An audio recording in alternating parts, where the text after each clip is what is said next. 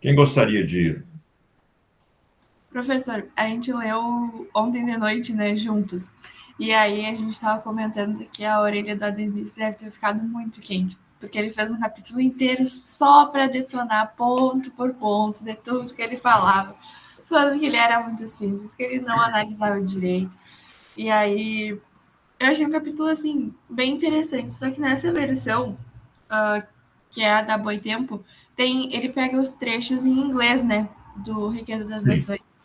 E aí não tem a tradução direta, tem lá nas referências. Aí, assim, do ponto de vista editorial, eu achei um pouco ruim, porque daí eu tô lendo em português pensando, aí eu tenho que trocar, enfim. Mas é só isso É, também. a edição da Abril, ela apresenta a citação em inglês e no rodapé ela apresenta a citação traduzida. Eu acho que a tradução poderia traduzir a citação, deixar a citação em português no meio do texto e põe lá no rodapé a tradução, a original em inglês, se alguém quiser consultar. Ou então, nem pôr o original. Por exemplo, a política adotada pelo Kautsky, quando ele publicou uma edição do livro 1 do Capital, em 1913, se não me engano, ou 1914, foi de traduzir tudo. Porque ele dizia o seguinte: olha, ele era do Partido Social Democrata Alemão, inclusive ele trabalhou junto com Engels para produzir as edições do livro 2, do livro 3 e tal.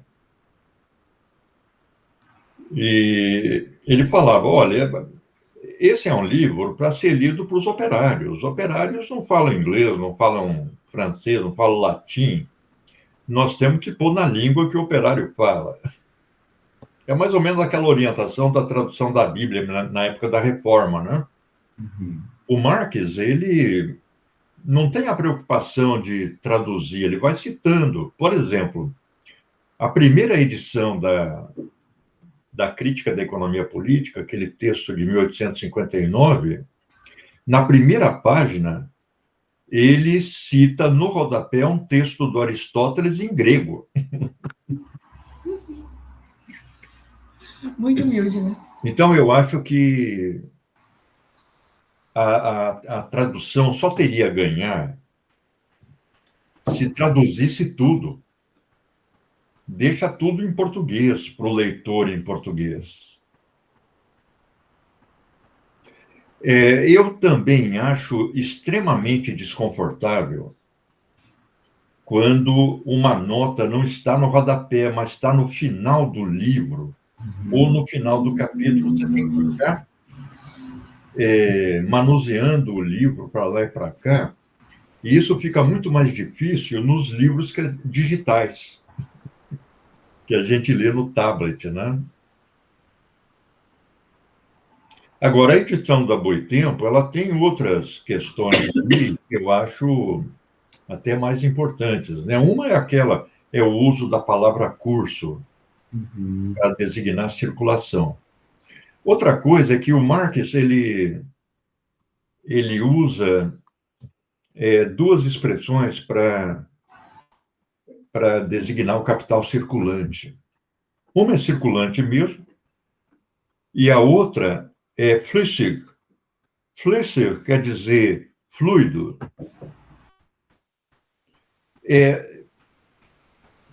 Raramente a palavra é usada como líquido, e a Boitempo usa capital líquido, só que em português, a expressão capital líquido pode suscitar um outro significado. Quer dizer, o capital com dedução de elementos e tal, né?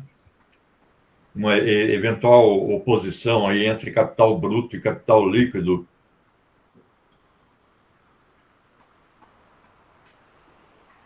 Quer dizer, na nossa linguagem usual, nós não usamos líquido em oposição a fixo. nós usamos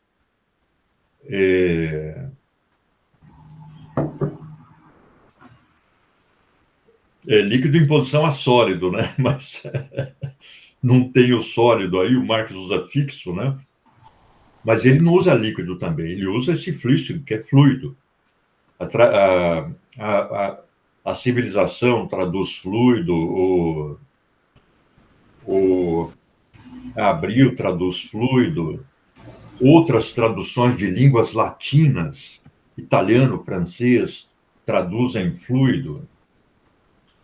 E aí esse cara da Boitempo, eu comecei a ficar até mais com o pé atrás em relação a esse tradutor da Boitempo, depois que eu li aquela matéria lá dizendo que ele se tornou amigo do Olavo de Carvalho e deu uma guinada para a direita.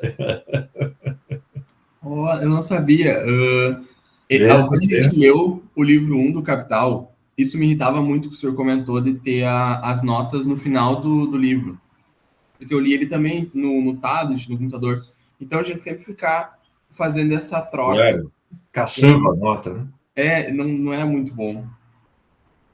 Não é só essa edição. Muitas edições põem a nota no final do texto, né? Você vê em LaTeX há a possibilidade da gente pular um comando de nota no final do texto. Uhum. Mas para o leitor fica muito desconfortável. Você tem que ficar manuseando o livro. É claro que o Marx, de vez em quando, apresenta umas notas de rodapé que tomam quase a página inteira. Aí tem lá 3, 4 linhas da página, o resto é rodapé, né? Mas, mesmo assim, eu acho mais confortável ler com a nota de rodapé no rodapé e não no final da... Mas até nos textos de faculdade de dissertação, eu tenho pavor da citação autor-data. Eu prefiro muito a que tem o índice e aí a referência no rodapé, que aí tu já sabe automaticamente de que obra, de onde surgiu, claro. qual é o título da obra, né? Para também ter uma referência. Claro. Existe no LaTeX um comando chamado footsite, em que você põe a nota no rodapé. E você pode formatar a nota para ela incluir informações completas da... Mas veja, Eduardo, a propósito do que você comentou no início, o Marx está fazendo o que ele faz no Capital inteiro, é a crítica da economia política. Tem muito sentido ele fazer essa crítica naquele momento, particularmente porque os sucessores do Adam Smith, os prosseguidores da obra do Adam Smith, incorporam os conceitos que o Adam Smith desenvolve sobre capital fixo e circulante. Mas pode haver um elemento de anacronismo na crítica do Marx, porque o Marx desenvolve conceitos que são muito diferentes do Adam Smith. O léxico do Marx é muito diferente do léxico do Adam Smith. É aquela ideia de que ambos elaboram teoricamente no interior de paradigmas diferentes. É aquela ideia de que o Marx realizou uma revolução teórica frente à economia clássica, particularmente o Adam Smith. Uma revolução teórica produz uma teoria qualitativamente diferente das anteriores, incomensurável com as anteriores. Como a teoria do Einstein era incomensurável com a teoria do Newton. Alguns físicos, alguns filósofos da física, teóricos da física, etc., consideraram que a teoria do Newton, se ela perdesse a sua generalidade indevida, a sua universalidade indevida, poderia ser considerada um subconjunto da teoria do Einstein. Então, ela não seria falsa em princípio. Ela apenas seria mais genérica ou mais universal do que poderia ser. Então, é aquela tese de que a teoria do Newton seria um elemento particular da teoria mais abrangente do Einstein. O Thomas Kuhn procura mostrar no livro dele, Estrutura das Revoluções Científicas, que isso não procede. Que, embora a gente possa fazer um exercício lógico de deduzir a teoria do Newton a partir da teoria do Einstein, nós já não teríamos aí mais a teoria do Newton. Porque ele fala, olha, os conceitos do Einstein de aceleração, velocidade, etc., são diferentes do conceito do Newton. São palavras com significados diferentes. E eu vejo isso na relação entre o Marx e o Adam Smith. Eu acho que tem sentido o Marx ficar debatendo com esses conceitos e demarcando o terreno entre os seus conceitos, a sua teoria e a teoria do Adam Smith, porque havia uma escola do Adam Smith ativa, como, em certo sentido, se mantém nos dias de hoje. Entretanto, nós temos que considerar o Adam Smith não em relação à obra do Marx, nós temos que considerar o Adam Smith no seu contexto. Ele escreve a obra dele, ele publica A Riqueza das Nações na última década do século XVIII. O que significa que ele escreveu nos anos anteriores. Então, ele vive aquele clima do iluminismo escocês, ele é amigo do David Hume, etc. É nesse debate que ele está inserido. O Marx publica o primeiro livro do Capital quase um século depois, 90 anos depois, foi em 1867.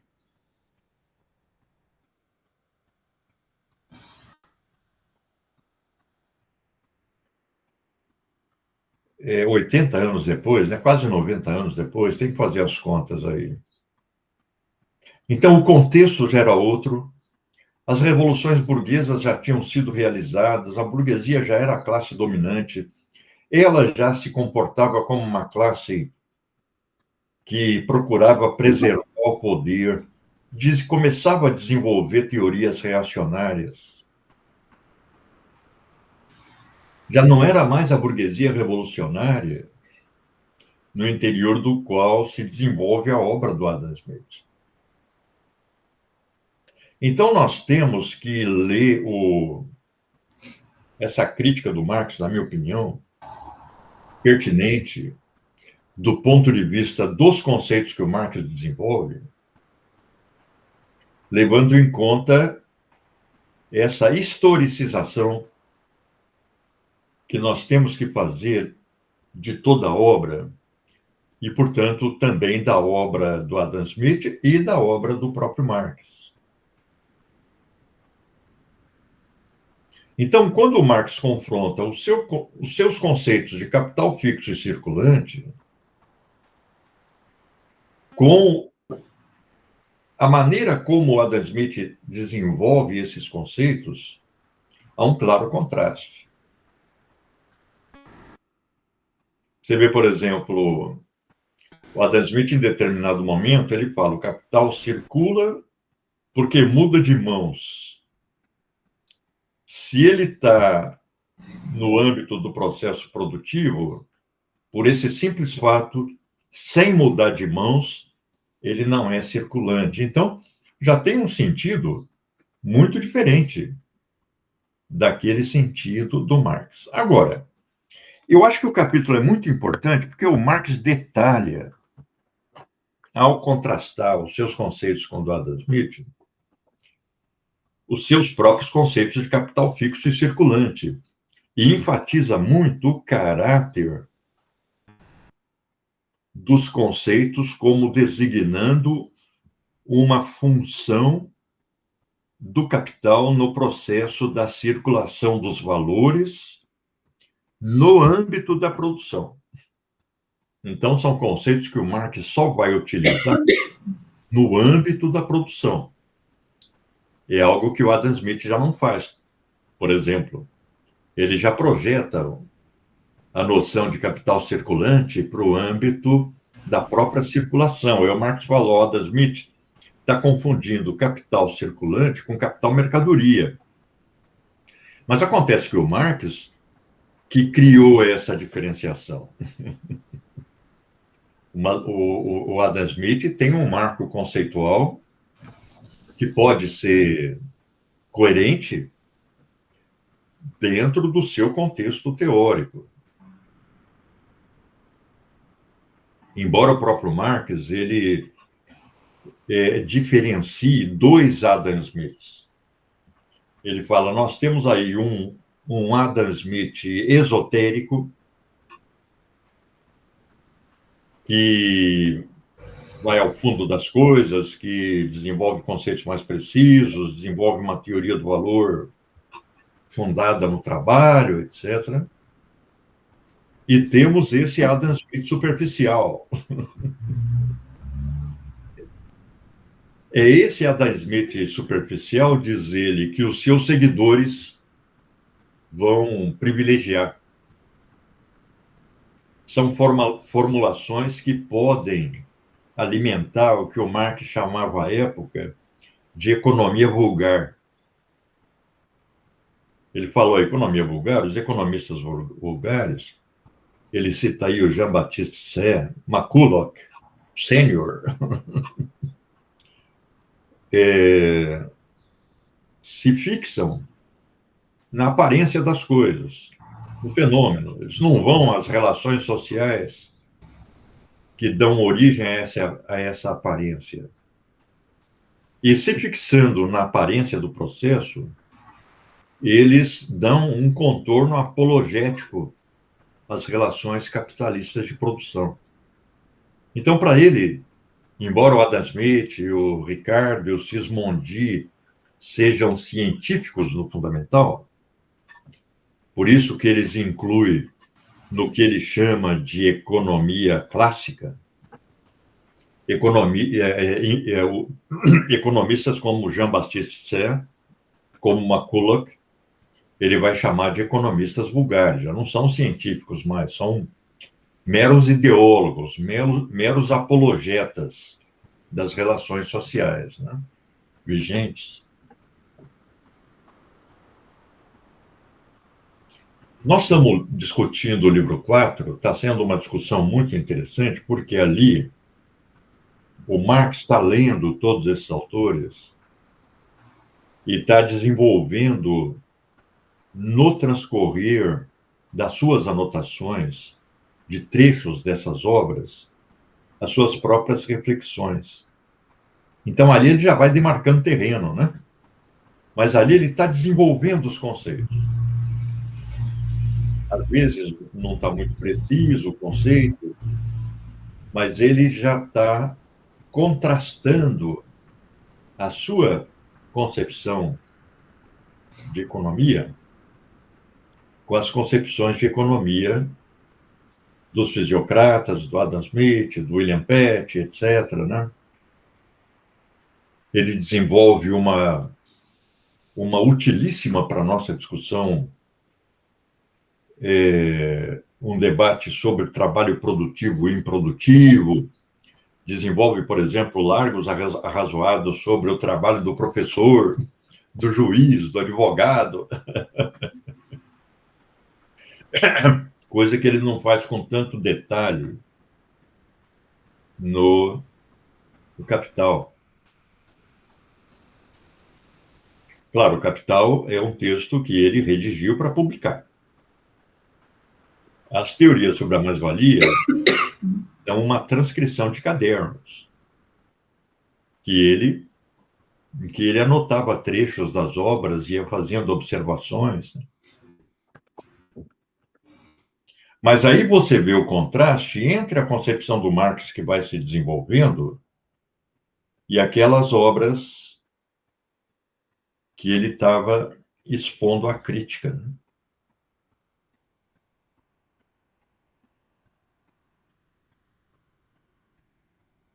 Então, ele aumenta a argumentação sobre a diferença entre o conceito de capital fixo e o caráter material dos meios de trabalho, que podem ser fixos ou não, podem ser fixos materialmente,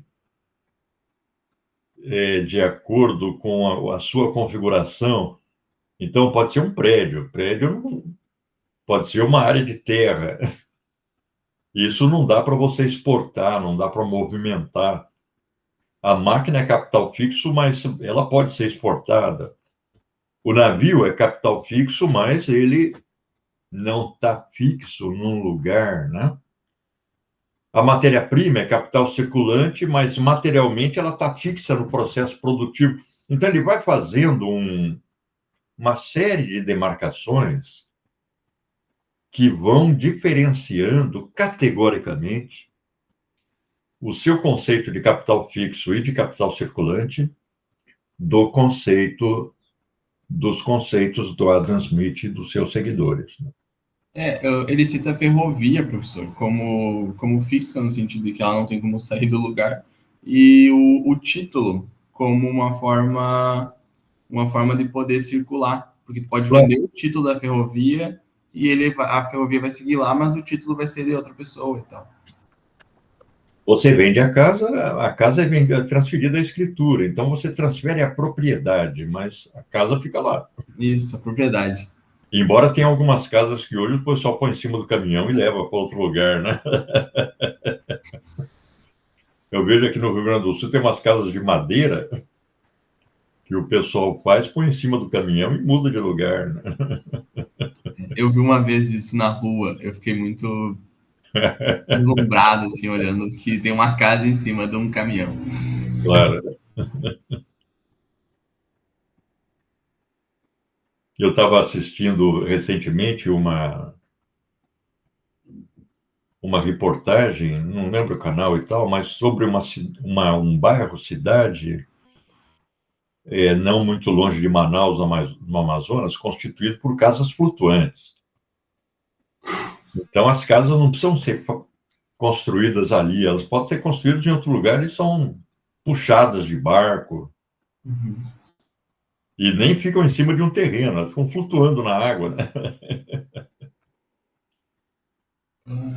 Mas elas ficam presas em algum lugar, professor? Para não ir. Ficam presas em estacas e tal, mas é uma casa grande, com tudo dentro, geladeira, televisão, conexão elétrica. Nossa. Ela fica ali na margem, né? Mas ela está flutuando no rio. O que ali é importante, porque se o rio enche, a casa sobe junto. Acompanha. Acompanha. Ela não vai ser inundada, né? Pior que é uma boa estratégia, né? Se você está no rio, não tem como ele inundar. Essa é a mesma dos terremotos que eu acho que é no Japão, que os prédios são feitos com uma forma deles poder fazer assim. Claro. Para eles não desabar. Eles têm lá uma estrutura que permitem um certo balanço, né? Sim. Eles não vão cair com a onda de choque. Eles vão só se movimentar. Tanto Mesmo assim deve ser terrível, né? Porque deve cair tudo em cima das pessoas ali, né? Porque o prédio fica de pé, mas os livros caem da estante. Não deve ser muito bom morar num lugar Os objetos caem do armário, não deve ser, não. Não, tem que sempre ficar meio alerta, sei lá, um ciclone pode vir, alguma coisa assim. Você via aí no Chile, né? Então, porque esses países, eles pegam um restinho do terremoto, né? E aí, direto tem aqui, mostra aquelas rachaduras que ficam nos prédios. Pois é. Eles fazem um prédio normal, só que eles pegam um chorinho do terremoto. Na época da ditadura, tinha aquela ideologia do Brasil grande e tal, né? E aí, um dos elementos dessa ideologia era de que o Brasil não tem terremoto, o Brasil não tem vulcão, o Brasil não tem mais o quê? Era terremoto, vulcão, Furacão? furacão ou coisa assim, né? E aí a gente vê que o Brasil tem, né? O Brasil tem terremotos de acomodação da crosta, de vez em quando dá um terremoto lá no Chile ou na Argentina e repercute nas áreas mais altas de São Paulo, né? Mas não tem vulcão, né? Eu acho que não tem. Mas ciclone já tem. Ciclone confirmado. Um ciclone tá próximo. Nossa, professor, quando eu era criança, meus pais falavam que esses morros que tem aqui era tudo vulcão na época dos dinossauros. E eu acreditava e tinha um certo, assim, uma ansiedade do vulcão. Imagina um dia explodir, sabe? E aí depois eu descobri que, na Claro, verdade, não, são só morros. Não tem nada de vulcão. não tem nada a ver com isso. Tinha dinossauro. Mas na minha cabeça, nossa, dinossauro e época da minha avó, aqui, né? Lado a lado. É interessante isso aqui, né? Está se desenvolvendo uma cultura em torno dos dinossauros, né? Sim. Cada descoberta e tal. E eu tenho uma camiseta, um moletom da biologia que é ilustrado com dinossauro. Eu saio para correr com ele. Mas desde que eu sou criança, tinha um desenho de um menino que era tipo um menininho, e aí ele estava na escola e ele via um dinossauro. Aí ele ia atrás desse dinossauro para saber, tipo, como que era e tal. Aí tinha outro desenho de animação que também era de dinossauro, que era num trem que eles ficavam viajando no Triássico, no Jurássico. Então acho que essa coisa do dinossauro é muito atrativo para criança, e aí acaba que É também pega. verdade, né? Não, eu tenho. Os meus netos teve uma época que ficaram muito envolvidos com dinossauro, um deles particularmente, que realmente deve ser muito intrigante para a criança, né? Com certeza.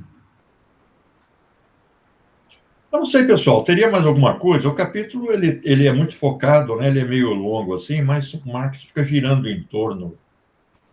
Ele vai trazendo as pontuações ao longo das citações dos textos do Adam Smith, né?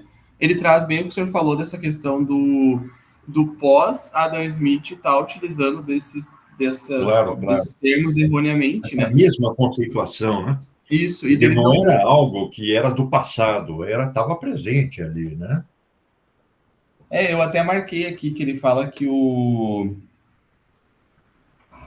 ele sempre pontua 2 ou 3 coisas que o Adam Smith errou ao longo do capítulo. Então ele vai falando isso em cada página. Ele errou 2 vezes, ele errou 3 vezes. E aí ele fala aqui que o Smith encontra uma noção fisiocrata, mas contradiga com a parte esotérica, que é realmente científica, né? E da sua própria argumentação. Que ele estava falando que o Smith define a subsistência dos trabalhadores como capital circulante em oposição ao capital fixo. Certo. E aí ele fala que ele confunde o capital circulante em oposição ao fixo e com as formas de capital pertencentes à esfera da circulação, com o capital de circulação. Aí ele fala que todos os economistas posteriores a Adam Smith herdaram esse modo acrítico da ideia. Certo. Eu achei bem interessante essa parte. O Marx ele sempre dá muita ênfase, quando ele está discutindo a circulação do capital, a questão da circulação da força de trabalho. Porque ele quer manter acesa, em todo o debate, a sua tese sobre a produção da mais-valia. Então, embora ele agrupe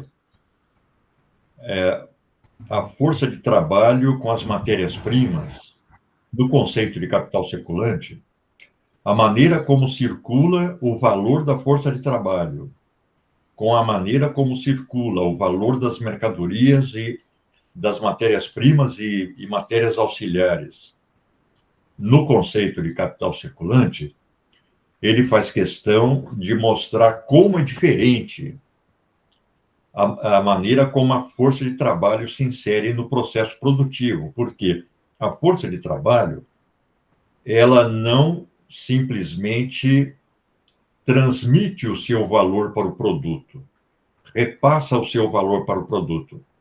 A força de trabalho produz o seu valor. Então, o valor da força de trabalho que está na mercadoria é diferente do valor da matéria-prima, porque foi produzido naquele processo produtivo, naquele dia de trabalho, enquanto o valor da matéria-prima foi produzido num processo de produção anterior. O tecelão, a fábrica de tecelagem, ela vai comprar o fio, que é a matéria-prima do tecido, que foi produzido por um outro produtor numa fábrica de fiação. O fio simplesmente vai transferir o seu valor para o produto. Mas o trabalhador, ele não transfere o valor da sua força de trabalho simplesmente para o produto. Ele produz valor novo. Ele vai reproduzir o valor da sua força de trabalho ali. Ademais, vamos lembrar que o Marx desenvolve toda uma teoria do estoque, considerando que uma matéria-prima, uma matéria auxiliar, pode ficar estocada.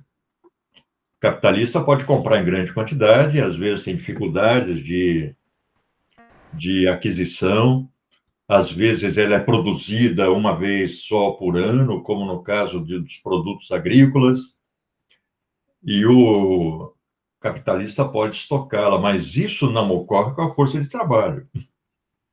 A força de trabalho tem que ser comprada todo dia, ou toda semana, ou todo mês.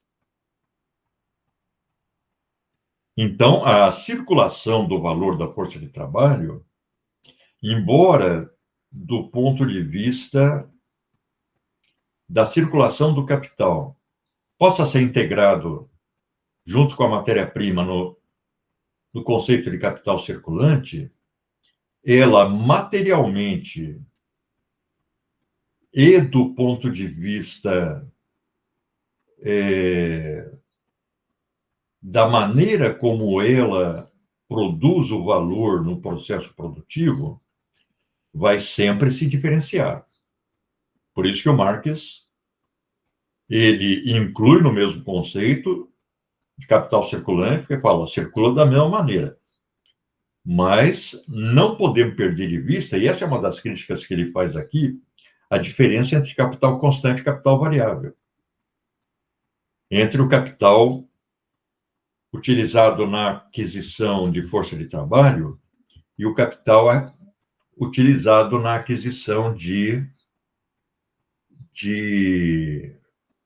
meios de produção. Então, a crítica que ele desenvolve é essa crítica que reduz o valor das forças de trabalho, reduz o salário aos meios de subsistência do trabalhador, equipara o salário às matérias-primas, porque o trabalhador passa a ser visto como uma simples quantidade de meios de subsistência. Quando você substitui o salário pelos meios de subsistência, você esconde a produção da mais-valia. Aí você tem que encontrar mais-valia em outro lugar. Porque o valor da força de trabalho foi transformado num conjunto de mercadorias, num conjunto de meios de subsistência. É o Marx que fala, no capitalismo, o que predomina largamente é o assalariado receber o salário e comprar a mercadoria. Ele não vai receber o seu salário em mercadoria. Isso vai ocorrer muito excepcionalmente. muito esporadicamente. Pode ocorrer. Mas quando ocorre, nós não temos aí a relação entre o trabalhador vendendo a sua mercadoria e o capitalista comprando. O que nós temos é a relação inversa. É o trabalhador, enquanto consumidor, comprando a mercadoria do empresário, enquanto produtor de mercadorias. Então, não se trata da relação do trabalho assalariado, mas da simples relação de compra e venda de mercadorias. Eu acho muito importante esse trecho da argumentação do Marx nesse capítulo, porque isso é algo que estava circulando com insistência, né? Você transformar o salário num conjunto de meios de subsistência do trabalhador. E aí, quando você pensa, por exemplo, na acumulação do capital, que é outra crítica que ele faz ao Adam Smith, você vai pensar na simples necessidade de produzir uma quantidade maior de mercadorias para pagar uma quantidade maior de trabalhadores. Você faz com que o salário, enquanto pagamento da força de trabalho, desapareça. E faz com que a participação do trabalhador no produto que ele produz seja a participação numa quantidade de mercadorias que ele produziu, como se no processo produtivo uma fração das mercadorias fosse para o trabalhador, uma outra para o empresário, uma outra para o dono da terra, na forma, por exemplo, da renda da terra, ou então uma parte para o comerciante, outra parte para o usurário, etc. Então, você converter o salário em mercadoria é esconder que o trabalhador produz o valor da sua força de trabalho no próprio processo de produção em troca de uma quantia em dinheiro, que é o seu salário. E, Marx sempre enfatiza, é paga com uma parte do próprio produto elaborado pelo trabalhador. Daí ele dizer que o salário é meio de pagamento. O Marx usa o conceito de meio de pagamento em oposição ao conceito de meio de circulação para designar a função do dinheiro quando o pagamento é feito depois que você compra a mercadoria. Então, quando você compra a prazo, por exemplo, você compra para pagar no fim do mês. Então, você compra, você começa a usar a mercadoria ou usa completamente e depois paga. É isso que ocorre com o salário. Ou seja, o empresário compra, usa a mercadoria pelo dia todo, usa a força de trabalho pelo dia todo, no fim do dia paga. Ou paga no fim da semana, ou paga no fim do mês. Então, primeiro o trabalhador fornece a sua mercadoria, que o capitalista vai utilizar no processo produtivo, e depois ele vai ser pago. Quando você transforma o salário numa certa quantidade de mercadorias, os meios de subsistência do trabalhador, você esconde essa relação. Então, a força de trabalho se dilui no conceito de capital circulante porque ela se equipara a uma certa quantidade de mercadorias. Então, o trabalhador não se diferencia mais das matérias-primas. O trabalhador é só, do ponto de vista do capital, uma certa quantidade de meios de consumo.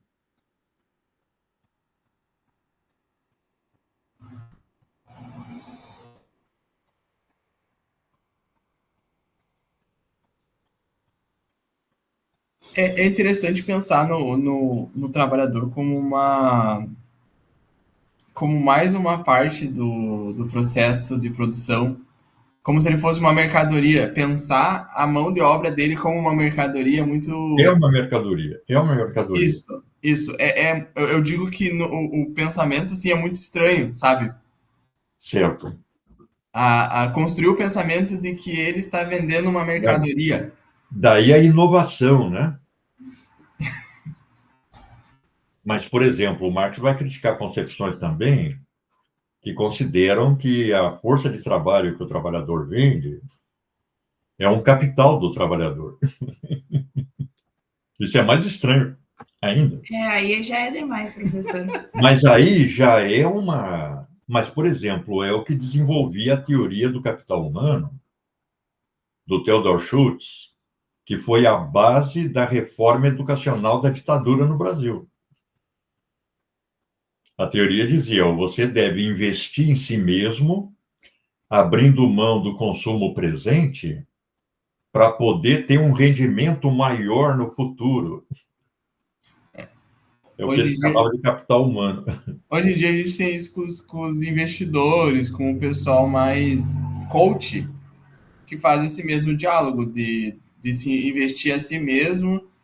Só que daí entra muito para a questão do quando se investe em si mesmo, é tipo ser partidário à direita, ter uma relação maior com alguma fé, principalmente o cristianismo. Claro, porque você se transforma num empreendedor. E o empresário, desde o início, ele vê ideologicamente o seu trabalho como uma vocação, como um chamado divino. Então, ele está sempre a um passo do templo evangélico. É só ler o Weber. Tem muito barbeiro. Sabe barbeiro, professor? Sim. A figura do barbeiro, ela está mais presente hoje em dia. Eu não sei porquê, mas daí eles começaram a entrar nesses grupos tipo legendários. Não sei se o senhor sabe, o pessoal que faz caminhada. Sim, é um negócio ridículo, né? Então, o pessoal começou a participar desses meios e começar a fazer, eu acho que é o workshop que eles falam. E aí eles se juntam em 100, 200 barbeiros e vão conversando sobre como melhorar no empreendimento assim, deles. É um ritual de misoginia, né? É um ritual de demarcação em relação ao universo feminino. Exatamente. Professor, porque, assim, o que eu percebo também é que as coaches mulheres, elas têm todas um discurso muito de...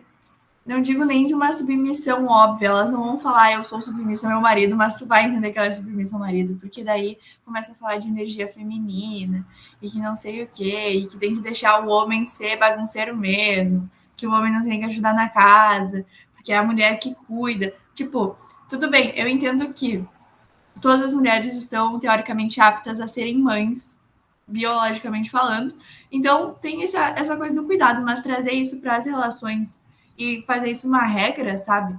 Tipo, nossa, e aí eu não sei o que é pior, coach homem ou coach mulher, porque cada um tem seus Você vê hoje o desenvolvimento no interior do catolicismo, particularmente, das chamadas threadwives, né? Mas, Eduarda, se a gente compara,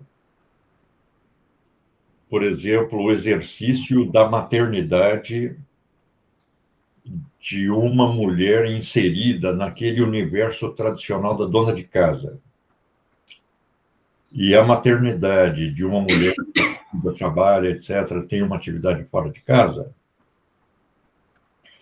a gente vê que, excetuando-se determinadas atividades que são especificamente femininas, amamentar, por exemplo, né? Então é especificamente feminina. Hoje, praticamente acaba a licença maternidade, a criança já tem que ir para uma creche. Então, o compartilhamento da criação do filho, ela já dá com a escola e, crescentemente, na medida em que vai se desenvolvendo essa consciência entre os homens, com o próprio marido. Então, é crescente, por exemplo, os cursos de pai. Então, como cuidar de crianças, como trocar fralda, como preparar mamadeira, etc. Eu acho importante isso, porque você descola da mulher uma função que durante muito tempo ficou agregada a ela, e é uma função que vampiriza a mulher 24 horas por dia e que não deixa nem a mulher dormir em longos períodos, né? Você vê, e, ao mesmo tempo, essa função ela passa a ser glamourizada, né? A mãe, etc. Ao mesmo tempo, a gente tem a mulher sendo desmantelada por um excesso de trabalho, ela ter que ficar ali naquela função, às vezes sem ter com quem compartilhar, etc. E, por outro lado, a ideologia, né, da mãe, do Dia das Mães, a maternidade é um paraíso, é padecer no paraíso e coisa do gênero, né? Que filho é bênção. É, A minha família é católica e toda vez que alguém engravida, eles falam que filho é bênção. exatamente, né? Então, você envolve todo o processo numa concepção religiosa conservadora, né? Sim. Eu vejo assim, às vezes, chega Dia das Mães e tal, qualquer coisa assim, que em festas, né? Aí eu vejo assim, feministas dizendo em matérias aí do jornal, da internet, né? Não me dá presente, não. Fica 4 horas com meu filho, para mim está ótimo. Então, esse compartilhamento, né? Você vê, cuidar de criança é exaustivo, é esgotante, é estressante. E quando você tem que ficar 24 horas por dia, isso acaba com a pessoa, né? Por exemplo, eu vejo hoje um número crescente de mulheres 60 a mais na sala de aula. Então, são pessoas que foram absorvidas pelo trabalho doméstico, pela maternidade, etc., por essa maternidade imputada à mulher, e aí pararam de estudar, não conseguiram trabalhar e ficaram. Aí, quando os filhos saíram de casa, aí elas voltam a, a estudar. Esse é um fenômeno que está crescendo consideravelmente. Eu vejo em toda a sala de aula um número crescente de mulheres 60 a mais. E conversa, ele fala, não, é que eu estava criando os filhos e tal, eu tive que parar de estudar, agora eu estou retomando. Então, e outra, do ponto de vista da economia política, isso não foi analisado pelo Marx. Ele aborda essa questão muito marginalmente. E aí aparecem as críticas marxistas ao próprio Marx, como o da Roswitha Schultz, naquele livro Sexo e Capitalismo, em que ela fala, olha, a economia política, a economia marxista não analisou o papel da dona de casa, o papel econômico da dona de casa na reprodução do capital. Esse grande contingente de mulheres, essas milhões de mulheres, ficaram fora da análise. Esse é um viés patriarcal da análise econômica. O homem não está prestando atenção naquilo que milhões de mulheres estão fazendo. Então, ela e outras, né, apontam essa marginalização política da mulher. Então, a mulher não foi incluída no chamado contrato social, o contrato político, e não foi incluída na economia de mercado. Ela não tem um salário, ela não protagoniza as relações de compra e venda. É uma situação similar à do escravo.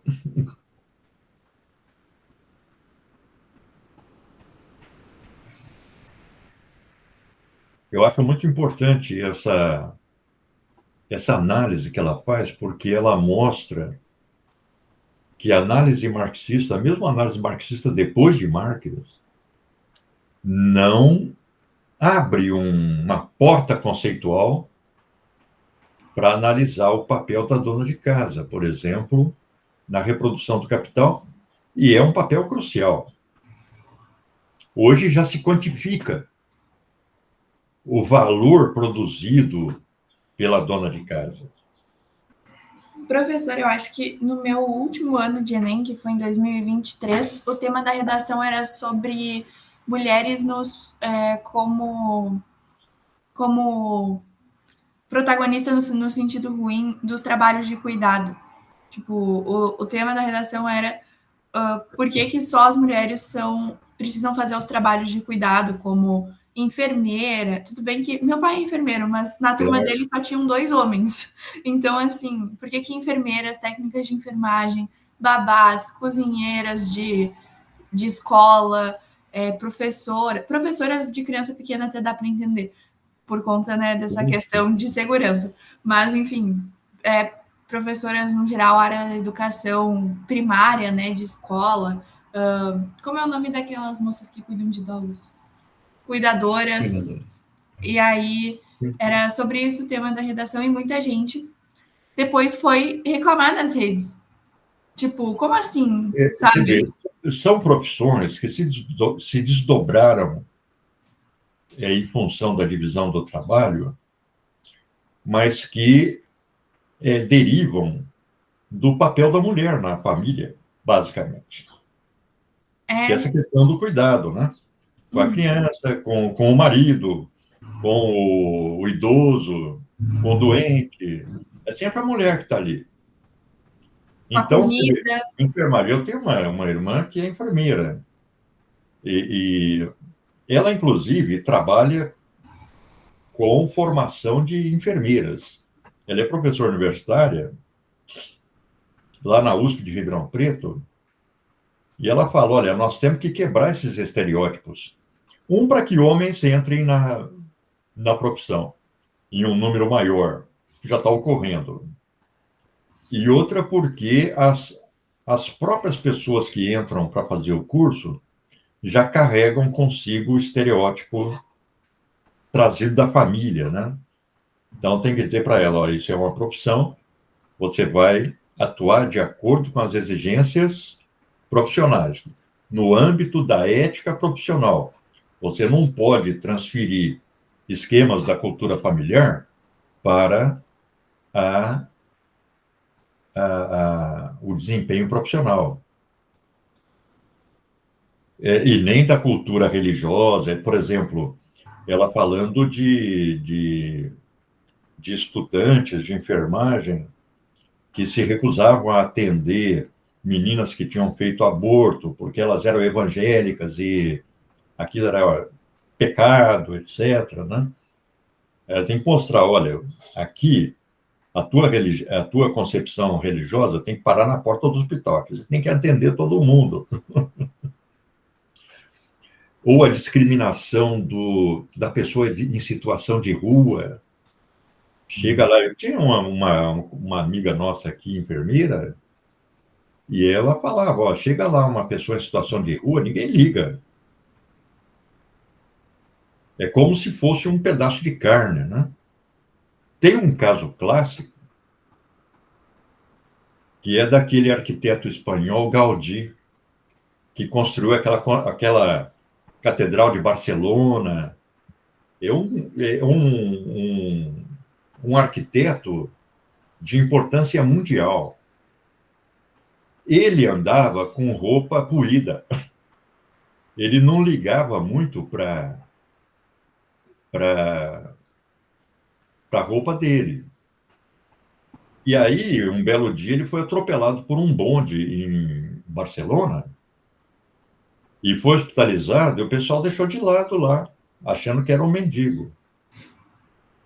Aí, quando souberam que era o Gaudí, aí foi aquela correria no hospital, mas já estava morrendo. Se ele tivesse sido atendido em tempo, possivelmente ele não tivesse morrido daquilo.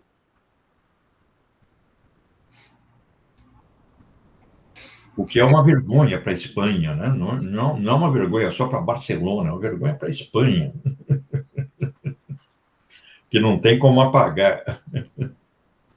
Não, professor, não dá. Esses erros aí... E é mais ou menos como o Niemeyer andar aí com uma roupa meio velha e ser atropelado, aí vai para o hospital, deixa esse Zé Ninguém aí, vamos gastar tempo com essa pessoa. Nem dinheiro. Nem dinheiro. Professor, o senhor estava falando dessa questão das mulheres, né, no Capital, e eu lembrei que tem o livro O Caliban e a Bruxa. Certo. Senhor, eu não sei se o senhor conhece. Eu já dei uma folheada nesse livro, é sobre acumulação primitiva e tal, né? Isso. Eu acho ele bem interessante, porque vem dessa perspectiva da mulher, assim. É um bom livro, a gente viu numa disciplina de moderna, eu acho. É interessante isso, né? Porque o combate às bruxas e tal recrudesce no período da acumulação primitiva, que foi um período de auge da reforma e tal, de guerras religiosas e tudo mais. E a tese do livro é de que esse foi um processo de enquadramento das mulheres na função de reprodutora da força de trabalho, no marco da acumulação de capital, né? E ele é gratuito, né? Pelo menos o e-book dele é gratuito Não, eu tenho aqui. Bem bom, bem bom. E a outra coisa que eu queria citar, antes do senhor fechar, é que no dia 17 o Opera Mundi lançou uma notícia de que o tribunal alemão declarou que os ensinamentos de Karl Marx eram inconstitucionais. Não sei se o senhor chegou a ver. Eu não ouvi o que você falou sobre o Marx. É que os ensinamentos de Karl Marx eram inconstitucionais. Ah, certo. Porque eles incitavam uma revolução. No Brasil também são. Professor, não tá fácil. Só um minutinho, pessoal. Uhum. Da minha esposa que está dando um recado aqui. É importante escutar. Falou para eu fazer o arroz. A propósito de trabalho doméstico.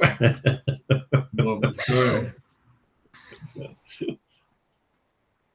Eu vi essa notícia em algum lugar e eu achei muito engraçada. Aí tem aquele grupo que eu acho que é MASH, que é Fórum da Escola Marxista de Política e Cultura, que estava sendo intimado judicialmente, eles ganharam, e aí repercutiu de um juiz dizer que era inconstitucional algumas coisas no livro do Capital. No Brasil, o Supremo vai te processar também se você defender a revolução. Mas eu acho que golpe não estão processando, professor. Golpe não Pois é. Nossa, e é hoje que o Bolsonaro tem que se explicar, né? Passou 48 horas, é hoje. Essas 48 horas estão fazendo história. Pois é. Agora o Silas Malafaia entrou no foco, né? Nossa, sim. Professor, o Davi me mandou os prints, eu fiquei chocada, porque eu não tinha visto, eu acho que eu tava, sei lá o que eu fiz no meu dia que eu não abri, não vi nada, e aí o Davi falou, tu viu que o filho do Bolsonaro xingou muito ele? Eu falei, não, quando isso? Pois é, eu vi uma notinha, eu nem entrei em detalhes, né, porque isso já é conhecido da cultura da família, né? Uhum. O pessoal o questionamento deles foi do porquê ele ser abordado no aeroporto. E aí a explicação é que ele não ia esperar, ele não poderia esconder nada, como o telefone, ele fez uma viagem para fora e voltou. E aí o questionamento era tipo, por que não abordar ele na casa dele com uma intimação e fazer a limpa? Aí é muito mais fácil pegar ele no aeroporto, que ele não vai ter como, sei lá, queimar o telefone e jogar fora. E aí, tanto que daí vazou aqueles áudios dele, né, xingando o filho do Bolsonaro, um monte de coisa. Muito bom, muito bom. Todo dia uma festa diferente. Então tá, pessoal, deixa eu fazer o meu arroz aqui. Obrigadão, professor. Tchau, tchau. Então, a gente se vê na próxima quinta, 16h30, né? Hoje, eu vou começar um novo grupo na próxima sexta, 9h30. Mas, por exemplo, se vocês quiserem manter o debate na sexta às 8h, para mim não seria problema, não. Tá. Eu falei que teve que eu preferiria sexta às 8h, porque é um dia que eu entro mais tarde no estágio. Então já... Tá bom? Não, então a gente mantém sexta às 8h. Tá, pode ser. Aí tu embala os debates, professor. Claro, aí eu vou a semana inteira. Aí eu não vou fazer o arroz. Não vai dar tempo. Fazer o arroz 6h da manhã, professor. Pois é, tem que fazer antes, né? Falou, pessoal. Obrigado, professor. Tchau, tchau.